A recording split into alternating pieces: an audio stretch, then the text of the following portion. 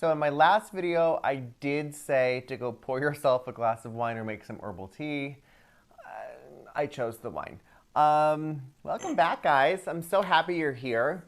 So we are spending a very sexy Friday night talking about pantry storage and freezer storage and refrigerator storage. Obviously, because right now that is the focus of most of the globe.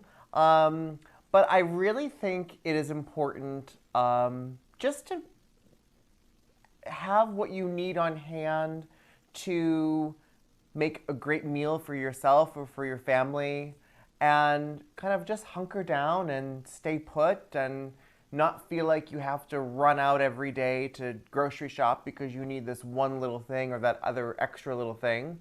So tonight I am spending my evening with you talking about storage. And next up on our kitchen tour, since we can't go on wine tours, we are all going to go on a wine tour now to the kitchen. We're going to talk a little bit about freezer storage. And I know this is going to sound a little strange, freezer storage, but I have a little bit more on hand in my freezer than I normally do. And it is because we are now on lockdown and it is important for us to shelter in place. And I really want to make sure that we take that seriously. So I went to the grocery store and bought things that maybe I wouldn't normally feel the need to buy, but also how to store them in the freezer. So come into the kitchen and let's get a little glimpse of my freezer. Isn't this great? This is so much fun. So, le freezer, or is that le freezer, I think is French for hairdresser. So, my freezer. Everybody has one, and I typically have very little in my freezer. But I want to give you a little view now of what is in it, because it is a little bit more full than normal. Get a little glimpse, Ryan. This is the door, this is the actual freezer itself. I know it looks really jam-packed. This is actually a very small refrigerator and freezer. So I want to take you through kind of what I have on the door and how I've organized it. So I'm sure where you are, you're thinking about how to limit yourself by going outside and having to run errands and go to the grocery store. So I did like one good grocery store shop. I got things that I know are interchangeable. I got things that I know if they're going to go bad, I can put them into the freezer, like dairy and cheese. And I got things that I'm familiar with, that I know how to cook. I know are going to taste great when I cook them. And I didn't really focus on if this one product wasn't, whoa, that's live.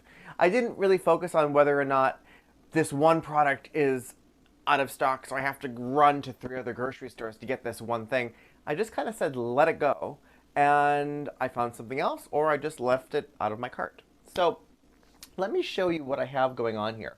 So a few things that I normally keep on hand. I always keep frozen puff pastry dough, and I always keep frozen vegetables. I have artichoke hearts. I have jalapenos, whole jalapenos.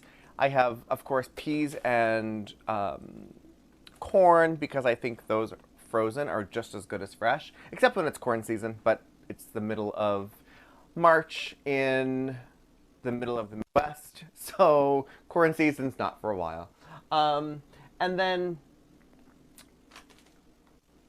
for things that, this is kind of where we're going to get into like the storage stuff.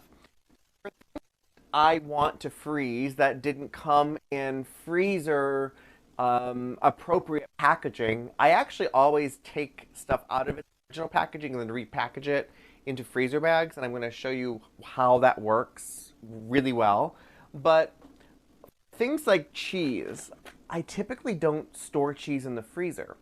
But I'm doing that because I want to make sure that I have ingredients on hand that with a little sprinkle of cheese on top of maybe some pasta or, you know, some boursin. These little boursin packages, I love them so much.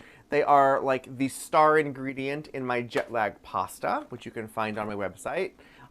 They're also great to just eat with a little bit of crackers. I also have just some blocks of cheese, so I'm gonna be making some English muffin pizzas, channeling my childhood. I was having a conversation with my cousin yesterday. She was talking about how she was making English muffin pizzas, and I was like, oh my God, I remember how good those were. So I'm going to make those as well. I'm going to make them with you guys too later on this week. You'll see. And I just kind of have like, that's just what I typically have on hand. Cheese is usually in the fridge, but that's a different story. This is kind of where I have a few extra things, and I want to show you how I package them. So I do always have baguette in the house. I did get one and I froze it because this is, I'm not going to eat this like I would a regular baguette with dinner. This I'm going to turn into maybe some fresh breadcrumbs. Maybe I'm going to turn this into some baguette dumplings, which is exactly what I'm going to do later on this week. That recipe will be available right on my YouTube channel. So I got one, put it in the freezer so it didn't get stale or didn't get moldy. And we're gonna unpack the freezer now. So frozen vegetables, broccoli florets. I chose frozen broccoli versus fresh because it lasts longer and it's already in its own freezer packaging. I bought some apples. I thought I was gonna eat the apples sooner than I did. So these are Granny Smith apples that I've peeled, cored, and just kind of did like 1-inch dice. And later on this week, I'm going to turn these into an apple crisp. So even individual ones. So again, that recipe is coming later on this week. I have frozen edamame. Oh no, these are sugar snap peas. I have some leeks. I have, this is my little Hello Kitty ice pack for when I have too much wine and I need a little tender loving care. That actually is the truth. And then, so once I kind of take that bulk out, Ryan, come over here and just see, it kind of like opens up a little bit. It doesn't look so intense. And what I have in here now is, these are vegetarian chicken nuggets. Like, they're called Quorn, Quorn. This is my favorite brand.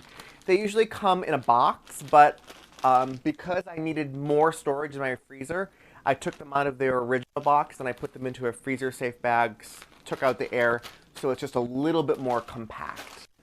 I have some falafel and some frozen chickpeas. Trader Joe's, love Trader Joe's. Good little snack, especially if I'm recipe testing. I don't always have the time to stop and eat lunch. I'll make a couple little falafel just to kind of keep my, self sane here. Ryan's Zabar's coffee. We have to have coffee, whatever kind of coffee you have. But this is where it starts to get, I think, interesting for freezer storage.